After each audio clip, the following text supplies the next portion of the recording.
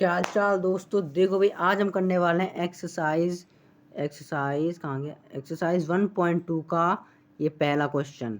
हमें क्या करना है, प्रूव √5 को इरेशनल करना है जी। देखो ये मैं लिख के आ गया हूँ, अभी आपको नहीं समझ आ रहा होगा तो अभी समझ आ जाएगा कैसे करना है। देखो भाई, हमें √5 को इरेशनल प्रूव करना है, मतलब हमें प्रूव अभी नहीं दिया हुआ है।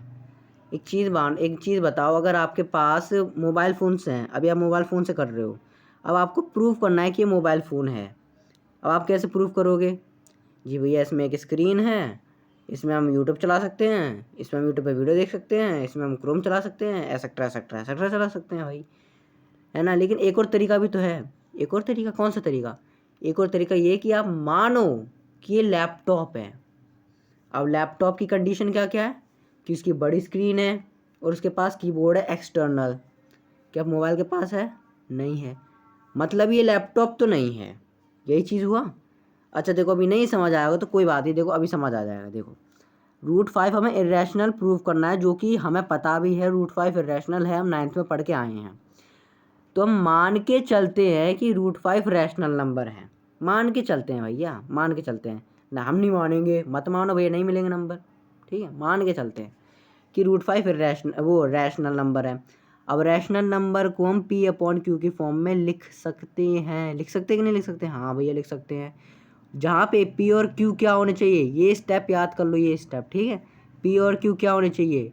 को प्राइम नंबर्स होने चाहिए, को प्राइम नंबर्स। ठीक है, अब ये मत पूछना भैया कि को प्राइम नंबर क्या होते हैं। ठीक है, अब आपके पास कुछ ऐसी इक्वेशन बन के आ गई है। अब इसमें ना कन्फ्यूजन ही हो जाती है, तो आप टेंशन मत लिया करो, इन दोनों साइड स्क्वायरिंग कर दिया करो। जब आप स्क्वायरिंग कर दोगे तब आपके सामने कुछ, अरे जी कहाँ है वो, अरे अरे अरे अरे अरे हाँ, तो आप स्क्वायरिंग कर दोगे तो आपके सामने कुछ ऐसा आ जाएगा कि ये 5 खुल जाएगा, 5 जो है वो खुल जाएगा। अरे हाँ, ये हो गया। इधर बैठ जा बाबू, इधर बैठ जा लला, इधर बैठ जा। एक तो भाई यार नया नया बोर्ड लिया है मैंने, मुझे समझ ही नहीं आ रहा है क्या चल रहा है, मोबाइल में ही चला रहा हूँ मैं। देखो भाई, हमने जब स्क्वायरिंग खोली तब हमारे सामने कुछ ऐसा बन के आ गया, ये ऐसा बन के आ गया, है ना। अब जब ये Q² यहाँ पे डिवाइड में, जब ये इधर जाएगा तो मल्टीप्लाई तो हो जाएगा, तो इधर ये इसके संग मल्टीप्लाई में हो गया। अब 5 इधर मल्टीप्लाई में, जब 5 इधर जाएगा तो डिवाइड में हो जाएगा P² के, तो 5 ने क्या कर दिया, P² को डिवाइड कर दिया। अब यहाँ पे तुम्हें याद रखने वाली चीज़ें काम शुरू होती हैं। यहाँ पे अब तुम्हें करना है याद। क्या याद करना है भैया? अब देखो 5 ने P² को डिवाइड कर दिया, याद रख लो तुम ये, 5 P² को डिवाइड कर चुका है। और एक और थ्योरम जो तुम्हारी NCERT में ही है कि अगर कोई प्राइम नंबर है 5, हाँ प्राइम नंबर, किसी इंटीजर के स्क्वायर को डिवाइड कर रहा है, P² इंटीजर को प्राइम नंबर यानी इंटीजर्स है, इंटीजर के स्क्वायर को डिवाइड कर रहा है। जैसे जैसे जैसे अभी यह समझ नहीं आ रहा ना, देखो जैसे 2 एक प्राइम नंबर है, 4 एक इंटीजर है। ठीक है, 2 4 किसी इंटीजर को डिवाइड कर रहा है नहीं कर रहा है? कर रहा है जी।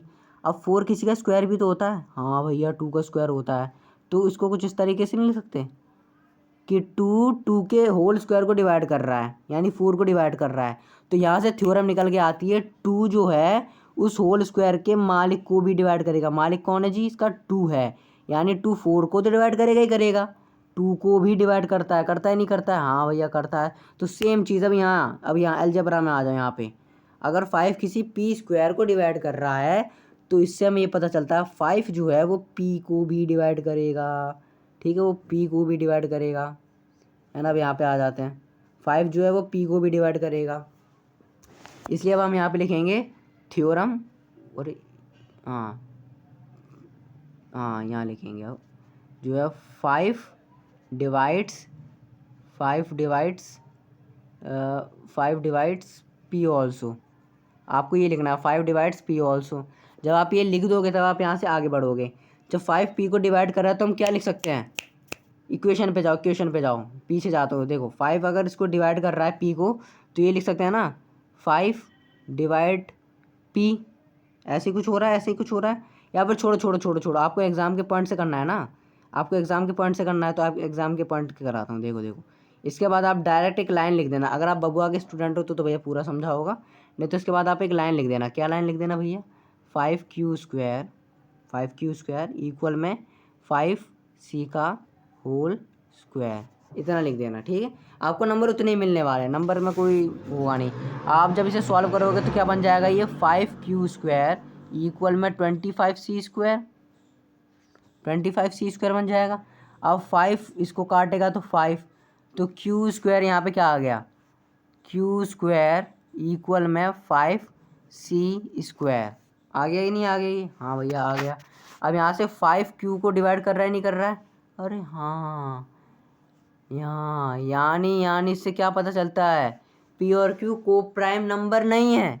अरे हमें को प्राइम नंबर ही तो नहीं पता, को प्राइम नंबर पता करके आओ भैया, यहाँ पे ना बताएंगे हम। ठीक है, तो इससे हमें ये पता चलता है कि जो ये P और Q है वो को प्राइम नंबर नहीं है, इसलिए अब यहाँ पे लिख दोगे आवर अजम्पशन मेक्स रॉन्ग, मैं बोल रहा हूँ वो लिख देना आवर, या फिर सिंपल चीज़ जो हमारे टीचर ने बताई थी हमारे टाइम पे, our supposition was wrong hence it is an irrational number. बस ख़त्म कहानी, यहाँ पे ख़त्म कहानी।